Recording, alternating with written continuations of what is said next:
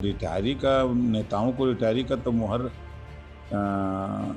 चुनाव आयोग के पास है और पार्टी संगठन के पास है। पार्टी संगठन में जो पार्टी के बाइलाज है, पार्टी बाइलाज में जो पार्टियां अपना अपना बाइलाज बनाई हैं, उस बाइलाज से पार्टियां अपना काम करती हैं। देते हैं तो उस बयान का अलग अर्थ निकलता है। उन्होंने कहा कि मुसलमानों को भी साथ लेके चलना चाहिए। बिहार की बात करें, बिहार में इस वक्त चुनाव होना है और सुप्रीम कोर्ट ने इलेक्शन कमिश्नर को कहा है कि आधार कार्ड, वोटर आईडी और राशन कार्ड को शामिल करने की जाए। ये कोर्ट का फैसला है, कोर्ट के फैसले का स्वागत है और वो काम चुनाव आयोग का है। चुनाव आयोग कोर्ट के फैसले के हिसाब से कार्रवाई करेगा। बिहार के एसआई सुप्रीम कोर्ट के आदेश पर एनडीए में विपक्ष में जुबानी जंग हो गई है। सुप्रीम कोर्ट के फैसले पर एनडीए ने विपक्षी को हार बताया। देखिए, कौन क्या कहता है, हम उस पर बहुत नहीं जाते। अदालत अपना काम कर रही है, सरकार अपना काम कर रही है, विपक्ष अपना काम कर रहा है। विपक्ष का जो रोल होता है, सरकार के कामों में कहाँ दिक्कत हो रही है, कैसे और बेहतर हो, ये सुझाव देने का है और सरकार को बराबर उनके कामों पर निगरानी रखने का। लेकिन विपक्ष हमेशा विरोध की राजनीति पर उतर आया है और विरोध की ही बात करता रहता है। तो चुनाव आयोग ने वोटर आईडी और राशन कार्ड को वैध मानने के लिए कहा है। सही है।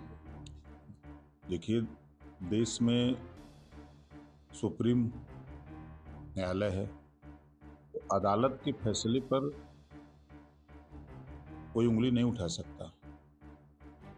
अदालत का जो फैसला है वही सर्वमान्य है। जो फैसला दिया है वो सत्ता पक्ष और विपक्ष सबको स्वीकार है। आरजेडी सांसद और याचिकाकर्ता मनोज झा जो आपस में आधार, पीएनबी और राशन कार्ड के दस्तावेज बड़ी जीत मान रहे हैं और याचिकाकर्ताओं पे हाईकोर्ट का आदेश है। देखिए, वो लोग चाहते हैं कि जो मरे हुए लोग हैं उनका वोट फर्जी हम लोग डालें।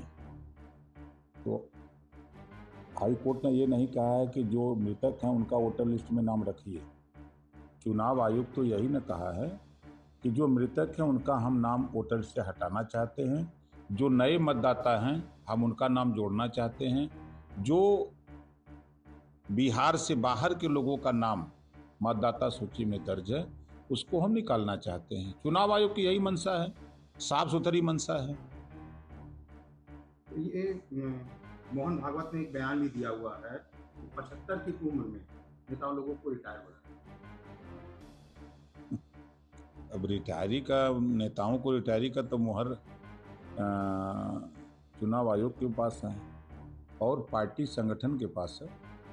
पार्टी संगठन में जो पार्टी के बाइलाज है, पार्टी बाइलाज में जो पार्टियां अपना अपना बाइलाज बनाई हैं, उस बाइलाज से पार्टियां अपना काम करती हैं। क्या उनका इशारा पीएम की तरफ तो नहीं है? अब उनका इशारा तो जब भी बयान देते हैं तो उस बयान का अलग अर्थ निकलता है। उन्होंने कहा कि मुसलमानों को भी साथ लेके चलना चाहिए। सितंबर माह में 75 वर्ष के हो जाएंगे पीएम। होने दीजिए।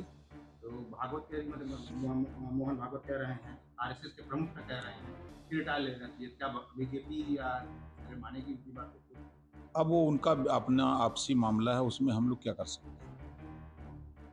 ये बताइए, जो पीएम मोदी ने विदेश यात्राओं पर टिप्पणी हुई है, इसमें एमपी ने पंजाब सीएम को फटकार भी लगाई है। उन्होंने कहा था कि कहाँ गए हैं, मलेशिया गए हैं जैसे देश में गए हैं। क्या पीएम मोदी कहीं भी जा रहे हैं इस तरह से उनके ऊपर आरोप लगाएगा? देखिए, वो देश के प्रधानमंत्री हैं। देश के तमाम चीज़ों को लेकर के दुनिया के किसी देश में जा सकते हैं, उस पर कोई अंकुश कोई नहीं लगा सकता है। टिप्पणी करने वाले लोग देश को विकास के रास्ते पर ले जाने में बाधक लोग हैं।